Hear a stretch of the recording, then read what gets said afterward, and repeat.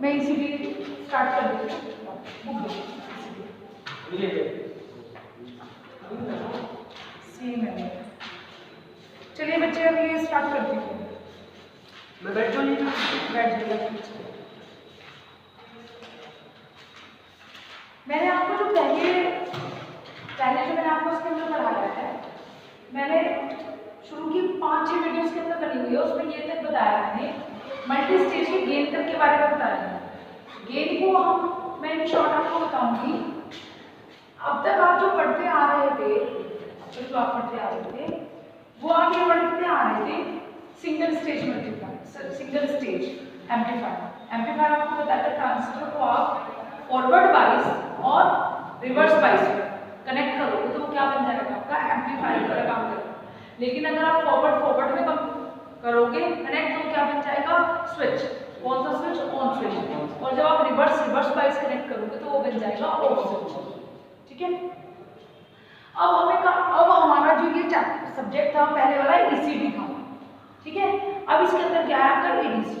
ECD में आपने पढ़ा डायोड वायोड से कहानियां पढ़ी। ईडीसी में आप क्या पढ़ोगे, हो आप कोई डायोड नहीं पढ़ोगे, आप कोई ट्रांजिस्टर नहीं पढ़ोगे, आप सिर्फ क्या पढ़ोगे, उन डायोड और ट्रांजिस्टर का आगे का एप्लीकेशंस पढ़ोगे, जिसमें आप अभी तक आपने जब आप एक बार ट्रांजिस्टर को जोड़ते हो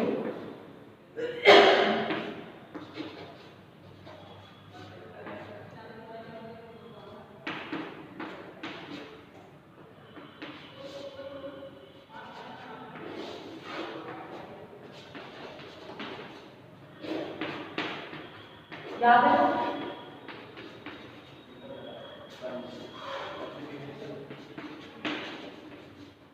ये बताया। ठीक है। ये होते हैं आपके coupling capacitor C1 and C2। ठीक है। और ये आपका बाईपास कैपेसिटर, इसको आप कहते हैं CB कहते हैं, या CE जो एमिटर साइड है, कॉमन एमिटर से। जब आपका ये वाली कंडीशन होती है, जब आपके केवल एक ट्रांजिस्टर यूज होता है तो वो कहलाता है सिंगल स्टेज एम्पलीफायर। ठीक है। लेकिन आपको जो गेन चाहिए, आपका ऐसा तो है नहीं कि घर में एक सिंपल सा सर्किट बनाने के लिए आपको वो चाहिए, वो आपको इंडस्ट्रियल एप्लीकेशंस के लिए आपको वो क्या चाहिए, एम्पलीफायर चाहिए। आपको घर पे जो सिस्टम आप यूज करते हो, आवाज आप बढ़ा सकते हो, घटा सकते हो, कुछ भी कर सकते हो। ठीक है।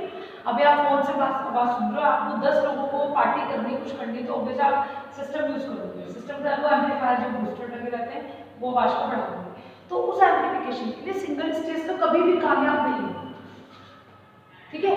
तो उसमें आप क्या करोगे इसके अंदर कि आप देखो कि पहले फोन की आवाज बहुत कम होती थी, अब धीरे धीरे करके आवाज थोड़ी बढ़ने लगी है। ठीक है। तो इसके अंदर क्या है कि आपने नंबर ऑफ स्टेजेस को, नंबर ऑफ गेन को बढ़ा दो। गेन का मतलब अपने आउटपुट को बढ़ा दो। आउटपुट कैसे बढ़ेगी, जब उसके जो एम्पलीफायर्स हैं वो बढ़ेंगे, एम्पलीफायर की स्टेज बढ़ेगी। एम्पलीफायर की स्टेज बढ़ने का क्या मतलब है, आप नंबर ऑफ ट्रांजिस्टर को कास्केडिंग में जोड़ दोगे, मतलब एक के बाद एक के बाद एक के बाद एक के बाद एक जोड़ दोगे। समझ आ गया मेरी बात।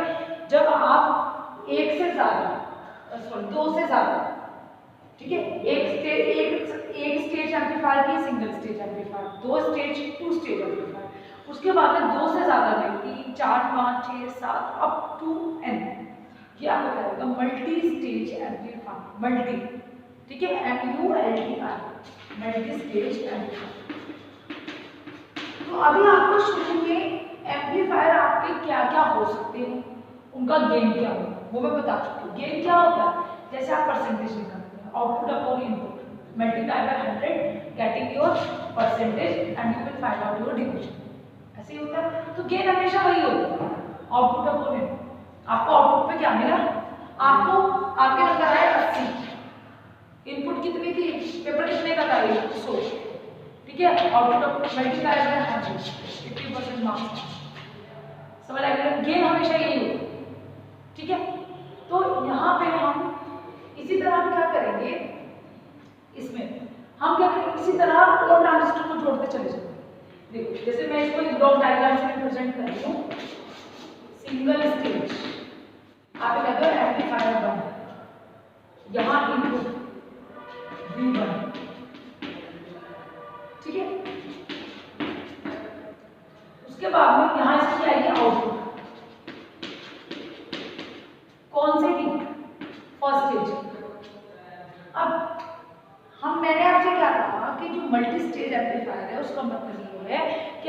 बहुत सारे एम्पलीफायर्स को एक के बाद एक जोड़ दिया।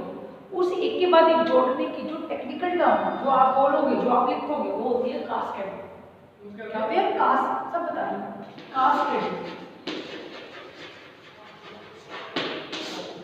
कास्केडिंग का मतलब है एक के बाद एक जोड़ना। एक के बाद एक का मतलब है एक की आउटपुट दूसरे की इनपुट। ठीक है, तो देखिएगा फर्स्ट स्टेज की इनपुट, ये हो गई इसकी आउटपुट। मैंने क्या कहा? कास्केडिंग का मतलब है एक की आउटपुट दूसरे की इनपुट। तो ये दूसरा एम्पलीफायर आ रहा है आपका, ये इसकी इनपुट है, ये इसकी आउटपुट।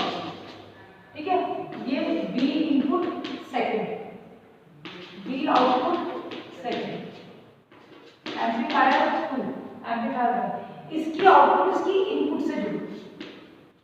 ठीक है, इस तरह से ये वैल्यू, इसी तरह ये चलता है। तो कास्केडिंग में जब भी जब भी मल्टी स्टेज एम्पलीफायर क्या होता है? मल्टी स्टेज एम्पलीफायर वो एम्पलीफायर्स होते हैं जिसमें हम नंबर ऑफ स्टेजेस एम्पलीफायर की यूज करते हैं और जिसमें एक एम्पलीफायर की जो आउटपुट है वो दूसरे की क्या होती है? बन जाती है। इस तरीके से पहले का गेन, सपोज पहले में 4 का गेन आया, पूरा तो पास नहीं हो पाएगा, 4 का इसका होगा, 4 का इसका, अलग 4 का है। फिर आप क्या करोगे? इसके गेन को आपने इसके साथ कनेक्ट कर दिया। तो कास्केडिंग में गेन जो होता है, कास्केडिंग में गेन जो होता है, टोटल गेन मैंने कहा तो 5 हो गई। पहला गेन, दूसरा गेन, तीसरा गेन, चौथा गेन। तो मैं कहता मल्टी स्टेज एम्पलीफायर का गेन आप कैसे निकालोगे? आप मल्टीप्लाई करोगे, क्या कर दोगे? मल्टीप्लाई। तो 4 मल्टीप्लाई बाय 4 ठीक है, तो देखिए कितना ज्यादा हो जाए। समझ आ रहा है? 256 तक पहुंच जाए, समझ आ गया ना? तो आप 256 से 500 वाला जोड़ लीजिए। तो आपका जितने भी कास्केडिंग आपका इसलिए किया जाता है कि आप उनके एडिशन की बजाय अगर आप मल्टीप्लिकेशन करते हैं तो वैल्यू बहुत जल्दी बूस्ट अप करती है। ठीक है, अब तो ये हमने तो कहने का मतलब ये आ गया, अगर आपको सिंपली दिमाग में पूछा जाए कि what is the benefit to study and to use the multi stage amplifier, क्या फायदा है? We just want to be increase the gain, we just want to be increase the gain, we use the multi stage. हमें क्या करना है? Gain बढ़ाना है। Gain किस लिए बढ़ाना है? आउटपुट बढ़ाने के लिए। अब अलग स्टेज को अगर आप जोड़ोगे भी, आप कहोगे मैडम ये वाला मैं एक प्लेट पे सारा जोड़ रहा हूँ, ठीक है, लेकिन इसको अगर आप ऐसा करोगे 10 स्टेज को अलग अलग बनाओ, फिर उनको तारों से जोड़ोगे, फिर तार में कहीं अनवांटेड करंट होने लग गई, कहीं पे शॉर्ट सर्किट हो गया तो सर्किट बेकार हो जाएगा। तो ये सब काम हम करते हैं बीले साइड से, जो मैं ब्रिस्टल इलेक्ट्रॉनिक्स से आता हूँ। ठीक है, क्लियर है मेरी बात? अभी तो आप इसकी तरफ ध्यान दो, डिजिटल इलेक्ट्रॉनिक्स की तरफ। ठीक है, इतनी बात समझ आ रही है? सेकंड जो बहुत ज्यादा इंपॉर्टेंट है, ये वाला जो ईयर है ना, ये वाला जो सेमेस्टर है, ये बहुत बढ़िया सेमेस्टर, सारा टेक्निकल, तो कुछ नहीं रखना, कहीं कुछ नहीं रखना। तुमने जो समझ लिया ना, तुम्हें ऐसा होश-पोश नहीं लगेगी। मैं पढ़ाई तुम्हें होश-पोश से तुम्हें पढ़ाऊंगी, जिस दिन लगेगा ना होश-पोश करने में रुकवा दूंगी कि नहीं समझ आ रहा, छोड़। ठीक है, तो मल्टी स्टेज एम्पलीफायर क्यों यूज करते हैं पता लग गया।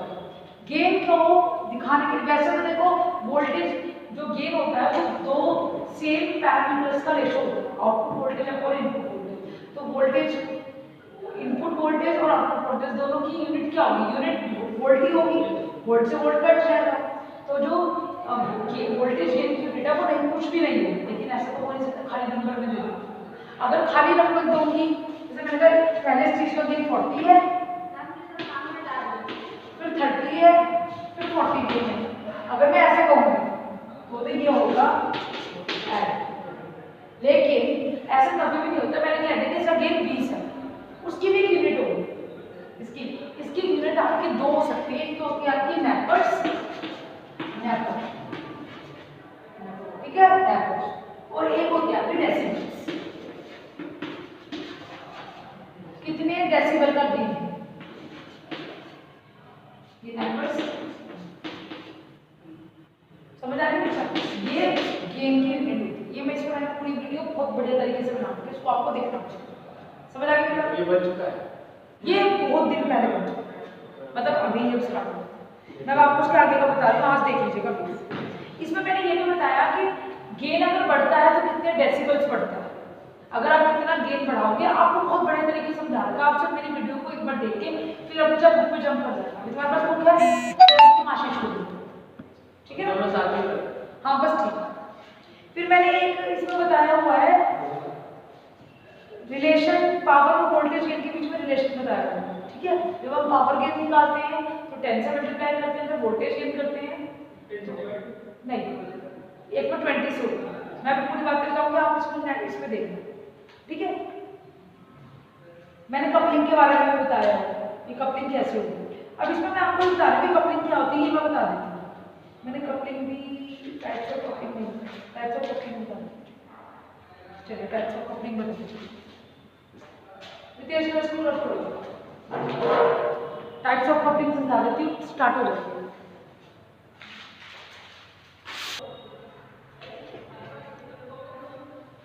अब देखिए मैं आपसे समझा रही हूँ कपलिंग।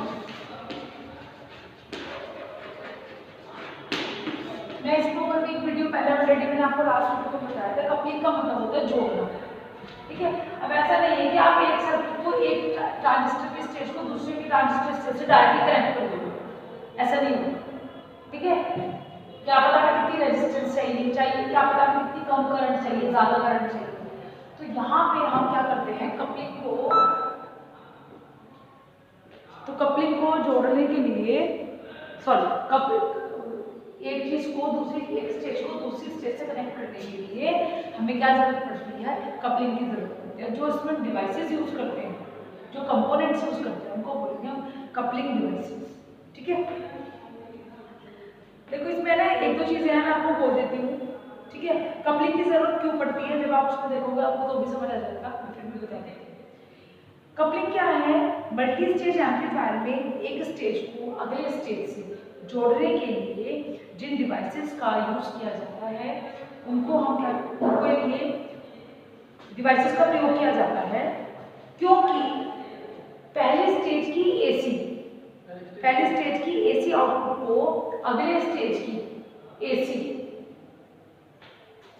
पहले स्टेज की जहां तक आउटपुट से इसकी आउटपुट को इसकी इनपुट बना देते हैं, इसकी आउटपुट को इसकी इनपुट से कनेक्ट कर देते हैं। तो यानी आप इसकी एसी को इसकी एसी में पास करना चाह रहे हो, तो इसके एसी को आपको यानी पहले स्टेज की एसी को पहले स्टेज की आउटपुट को दूसरे स्टेज की इनपुट एसी पे हमें ट्रांसफर करना पड़ेगा, तभी तो कपलिंग होगी। अब आपको जो हमारा मोटिव ही ये है कि आप पहले एक स्टेज को दूसरे स्टेज से कनेक्ट करें खाली मतलब गेन कब बढ़ेगा?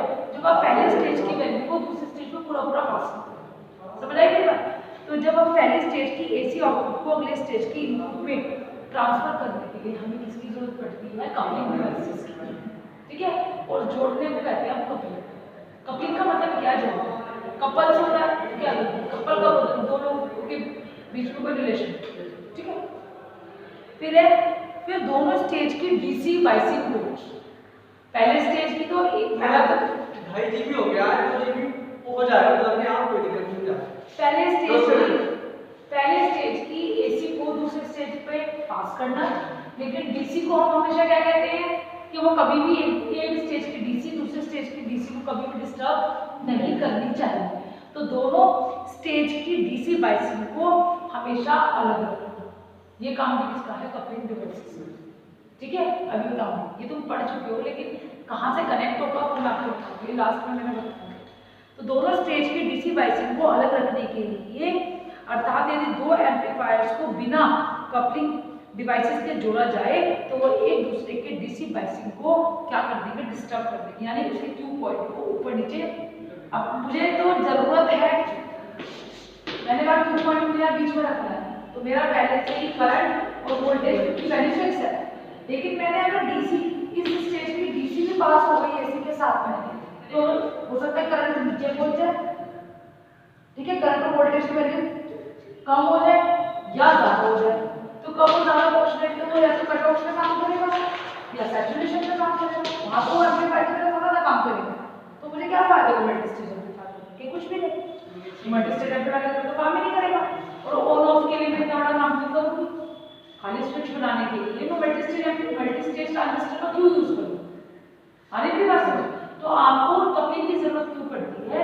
एक तो एसी को एक स्टेज की आउटपुट से दूसरी स्टेज की इनपुट पे पास करना, पहला तो गेन को बढ़ाने का काम करना। दूसरी चीज क्या होगी कि आपको एक स्टेज की डीसी बायसिंग दूसरे स्टेज की डीसी बायसिंग को डिस्टर्ब ना करे। ये काम किसका होगा? कपलिंग डिवाइसेस का। ये पूरा रोल होगा कि कपलिंग डिवाइसेस एसी को तो पास करे, इन शॉर्ट ये तो आ गया कि एसी को तो पास करे और डीसी को रोक, सिंपल सिंपल, ठीक है। तो मैं यहाँ पे अब बता रही हूँ कपलिंग टेक्निक्स। क्या बता रही हूँ? Coupling techniques. चलिए कपलिंग टेक्निक्स देखते हैं। अच्छा ये ना टाइप्स ऑफ कपलिंग में जरा लिखिएगा, जरा एक बार लिखिएगा। इसे रितेश से बुक को बंद करो, तो मैं ऐसे समझ नहीं आएगा बच्चे, ऐसा तो बुक पे घर पे जाके पढ़ लो। टाइप्स ऑफ कपलिंग लिखिए।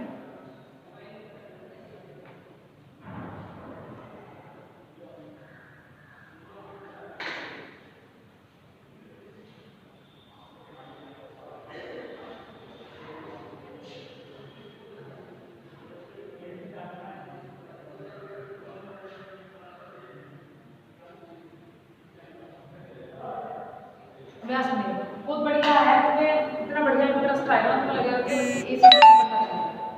तो देखिएगा इसमें कपलिंग टाइप्स में जो मैं आपको बता रही हूँ उसके अंदर टेक्निक्स को बात करेंगे। इसमें ना ये कपलिंग टाइप्स में भी टाइप्स ऑफ कपलिंग भी ये गलत दिया हुआ है। इसमें ये होना चाहिए कि जो कपलिंग जो है वो किस तरीके से वर्क करती है, हाउ द कपलिंग वर्क्स, ये होना चाहिए इसके अंदर और बात करें, ठीक है। उस अपने हिसाब से सोच के किया होगा, उसके अंदर टेक्निक्स बता रखी है कौन से टाइप्स बता। लेकिन मैं पहले बताऊंगी कपलिंग कैसे काम करता है। मैंने आपको ये कहा कि कपलिंग क्या काम करता है। कपलिंग ये काम करता है पास द एसी, पहले चीज दो ही काम करेगा उसका, और कोई तीसरा काम नहीं करेगा। पास द एसी और अनपास का मतलब रोक देगा, स्टॉप। अनपास द डीसी, इसको पास ना करे, इसको पास करे, ठीक है। अब मैडम आपने सब कुछ बता दिया तो कंडीशन बता रहे। अब आपने कहा कि कपलिंग डिवाइस होनी चाहिए, ये काम सिर्फ एक ही कंपोनेंट कर सकता है, ये काम केवल एक ही कंपोनेंट कर सकता है, और वो कौन सा है? वो है आपका या तो एल या फिर सी। पहले हम बात करेंगे कैपेसिटर की। एक मिनट पहले से बंद करो, सुनो। कपलिंग में सबसे मेन कंपोनेंट जो है जो दोनों का ही काम करेगा, पहले मैं आपको बता दूं कैपेसिटर।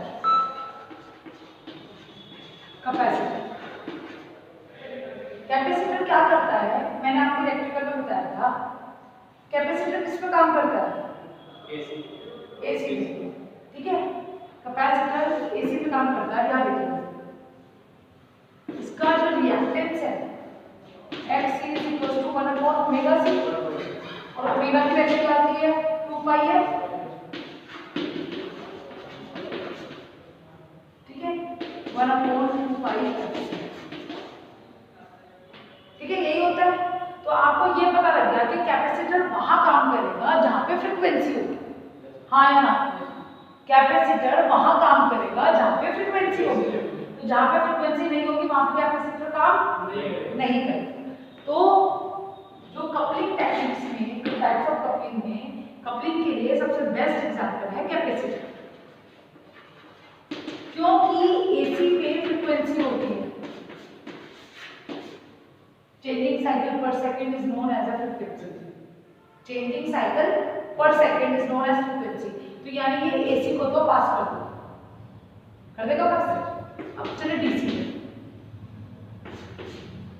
DC कैसे होता है? ऐसे, या फिर कैसे होता है? ऐसे। ये जीरो लेवल है, ये जीरो, या तो पूरा पॉजिटिव या पूरा नेगेटिव, यानी नो चेंजिंग साइकिल पर सेकंड। कहाँ साइकिल चेंज कर रही है? पॉजिटिव पॉजिटिव भी तो है, पॉजिटिव से नेगेटिव तो आया ही नहीं, ठीक है। तो आपका डीसी के अंदर आपकी फ्रीक्वेंसी नहीं होगी, और जिसके अंदर फ्रीक्वेंसी नहीं होगी वहां पे कैपेसिटर काम नहीं करेगा, क्योंकि कैपेसिटर वही काम करता है जहाँ पे फ्रीक्वेंसी हो। ये आपकी इलेक्ट्रिकल में बताया जाता है। इलेक्ट्रिकल में आप ट्रांसफार्मर पढ़ोगे, मोटर्स पढ़ोगे, जनरेटर्स पढ़ोगे, ऑल्टरनेटर्स पढ़ोगे, तो ये आपको दिमाग में रखो, समझ आएगा। बेसिकली यहीं पे है, बाकी तो बस उसको कहानी चलती रही, ठीक है। तो आपको एक बात समझ आ गई, क्योंकि डीसी के अंदर फ्रीक्वेंसी नहीं होती है, इसलिए जो कैपेसिटर है वो डीसी को पास नहीं होने देगा, ठीक है, एसी को पास होने देगा, ठीक है। आगे मेरी बात समझ। अगर आप लोग पूछे कि कैपेसिटर क्या करता है, एसी को पास करता है, डीसी को रोक देता है, क्यों? क्योंकि उसके अंदर फ्रीक्वेंसी नहीं है, ठीक है। उसका दूसरा रीजन एक ये भी है ना, जैसे कि एक्सी है कैपेसिटर, मैंने कहा 1/2 पाई एक्स, आप देख लो ना, फ्रीक्वेंसी ज्यादा है कम है, एसी में फ्रीक्वेंसी तो होगी। मैंने कहा डीसी में फ्रीक्वेंसी नहीं होती ना, डीसी में कहाँ होती है फ्रीक्वेंसी? फ्रीक्वेंसी का मतलब है चेंजिंग साइकिल पर सेकंड, तो फ्रीक्वेंसी वहां क्या होगी? 0। डीसी के लिए फ्रीक्वेंसी होगी 0, क्या हो जाएगा 1/2 पाई, एफ की वैल्यू क्या रहेगी 0 मल्टीप्लाई बाय सी, तो नीचे वाला क्या आ जाएगा? टोटल 0 हो जाएगा 1/0, तो एक्स की वैल्यू क्या रहेगी? 1/0 इक्वल टू इनफाइनाइट, यानी क्या आ रहा है? इनफाइनाइट आ रहा है। इसका मतलब क्या है? रिएक्टेंस। रिएक्टेंस का दूसरा नाम क्या है? रेजिस्टेंस। जैसे रेजिस्टर करता है कि वो ड्रॉप करता है, करंट को पास होने नहीं देता, वही कैपेसिटर के अंदर क्या काम करता है? रेजिस्टेंस की तरह क्या काम करता है? रिएक्टेंस काम करता है। मतलब कुछ भी पास नहीं होने देता। इनफाइनाइट का मतलब हो गया कि करंट को जाने ही नहीं दे रहा है, इतना ज्यादा ड्रॉप कर रहा है। अभी मेरी बात समझ। तो ये क्या करेगा? आपका जो डीसी, जो आपका कैपेसिटर है, डीसी अप्लाई करने पर वो ओपन सर्किट की तरह दिखेगा। आगे मेरी बात समझ क्लियर? अब बात आती है एसी की। एसी में इसी फॉर्मूले से आप देखिए, आपको फ्रीक्वेंसी लो है, फ्रीक्वेंसी लो है। एक तो फ्रीक्वेंसी की आपको 50 हर्ट्ज की और एक फ्रीक्वेंसी की आपको 30 हर्ट्ज की। क्वेश्चन ऐसे आता है, ठीक है, टेक्निकल। तो अगर मैं आपसे ये कहूं तो जैसे अगर आपके यहाँ पे फ्रीक्वेंसी है वो 30 हर्ट्ज की है, तो 30 हर्ट्ज की फ्रीक्वेंसी अगर यहाँ पे ये कम है तो रिवर्स में ये ज्यादा हो जाएगा, यानी। और अगर मैं 50 कहूँ 30 के कंपैरेटिव 50 हाई फ्रीक्वेंसी है तो रिएक्टेंस क्या होगा? लो। तो कहने का मतलब है कि अगर फ्रीक्वेंसी हाई है तो रिएक्टेंस क्या होगा? लो है, लेकिन अगर फ्रीक्वेंसी लो है तो रिएक्टेंस हाई हो जाएगा। मतलब अगर आपकी फ्रीक्वेंसी ज्यादा है तो आपकी रिएक्टेंस ड्रॉप क्या होगा? कम होगा, वो ज्यादा पास होगा। क्लियर है मेरी वाली बात? समझ आ रही है? ये टाइप ये पकड़िए, इसको आप पढ़ो अगर जितना अपने हिसाब से अपने हिसाब से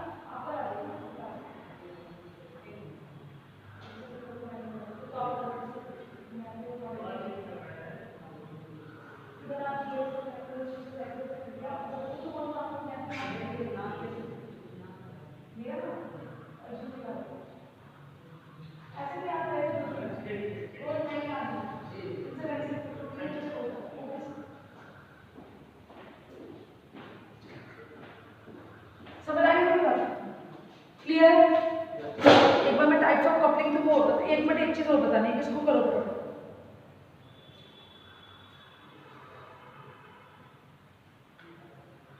अच्छा, उसके बाद में एक चीज आती है आपकी इंडक्टर।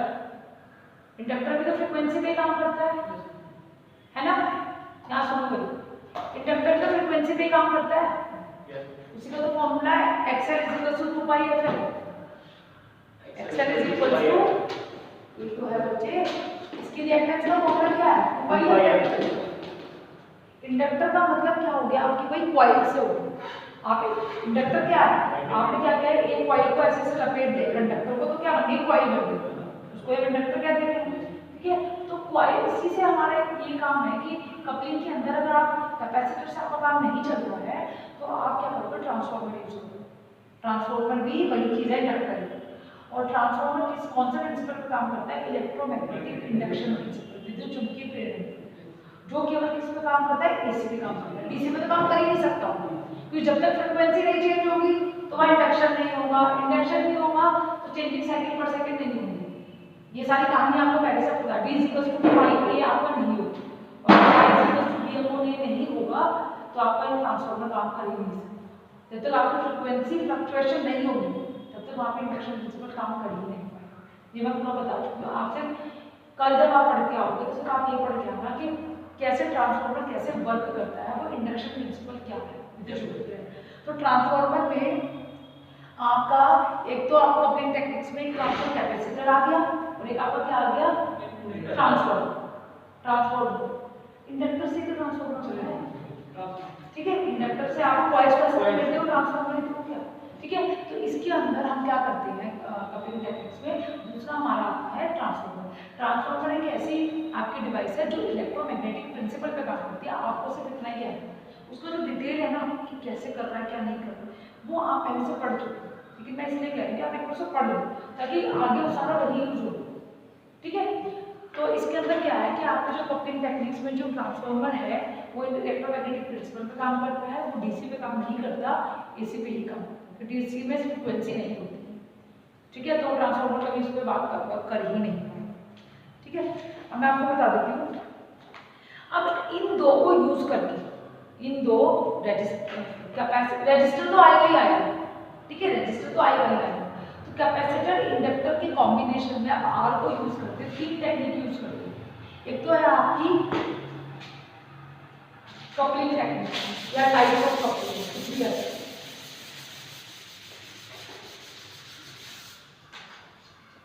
कपलिंग टेक्निक्स या टेक्निक्स। पहले आपकी आरसी कपलिंग, आरसी कपलिंग मतलब आप आर और सी को लेते हो, या आप ऐसे भी कर सकते हो। सिंगल स्टेज एम्पलीफायर में जब आप यूज करते थे तो आपको याद होगा, मैं हमेशा ये ऐसे बनाती हूँ, ये देखो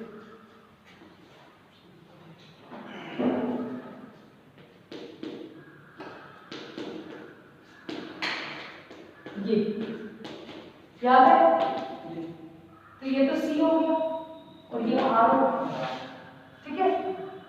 तो ये क्या होगा, ये थैमिन बनाते थे इस पे, तो ये आर का कॉम्बिनेशन है और ये सी, तो ये कपलिंग आर सी कपलिंग। जब आप आर और सी को यूज करके करते हो तो वो कपलिंग टेक्निक कौन सी हो जाती है, आर सी कपलिंग। समझ आई मेरी बात। उसके बाद है आपकी ट्रांसफार्मर कपलिंग, जो मैंने अभी आपको बताया ट्रांसफार्मर लगाएंगे, मतलब हम इनपुट पे क्या लगाएंगे, ट्रांसफार्मर। एक स्टेज को दूसरी स्टेज से जब जोड़ेंगे, सीधे तो कर रहे हैं कपलिंग, एक स्टेज को दूसरी स्टेज से जब जोड़ेंगे तो उनके बीच में क्या लगेगा, ट्रांसफार्मर। आगे मेरी बात समझ। उसके बाद में वर्किंग कैसे है वो मैं कल एक करके बताऊंगी, ठीक है। कल मैं कपलिंग ही समझाऊंगी और एक टॉपिक एक दिन में कंप्लीट करती हूँ। उसके बाद है आपका इसमें एक कपलिंग और आती है,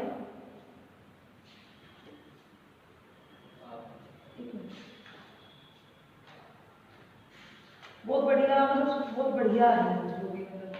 डायरेक्ट कपलिंग में क्या होता है, यदि दो स्टेज को बिना किसी कपलिंग डिवाइस का प्रयोग किए सीधा जोड़ दिया जाए तो उसको हम क्या कहेंगे, डायरेक्ट। रजिस्टर तो लगेगा, इतना तो हमेशा ही यूज होगा। इसके साथ में आपने क्या किया, डायरेक्टली एक स्टेज और जोड़ दिया, यहाँ पे आपने ये दो बना दिए, इसकी इनपुट को इसके आउटपुट को इसकी इनपुट बनाना है, ठीक है। फिर आपने ऐसा कर दिया, फिर ये ऐसे जोड़ दिया, यहाँ से आपका आउटपुट आ गया, ये क्या आ गया, दो स्टेज जोड़ के। अब इस सबको डिटेल में बताऊँ कराऊंगी तो मैं आपको एक ओवरव्यू दे, ठीक है। तो एक टेक्निक कौन सी है, आरसी कपलिंग, जो आप हमेशा से अब तक यूज करते हैं। फिर एक है ट्रांसफार्मर, इनपुट पे ट्रांसफार्मर, दो स्टेजेस के बीच में ट्रांसफार्मर, ठीक है। ये हो गई, जब भी आप दो स्टेजेस को जोड़ोगे तो उसके बीच में क्या होगा, ट्रांसफार्मर, ठीक है। उसके बाद में मैंने थर्ड बताया डायरेक्ट कपलिंग, ठीक है। डायरेक्ट कपलिंग में क्या है कि जब आप कोई भी कपलिंग डिवाइस को ना जोड़ो, डायरेक्ट जोड़ दो एक स्टेज को दूसरे स्टेज के साथ में, आर तो हमेशा आएगा ही आएगा।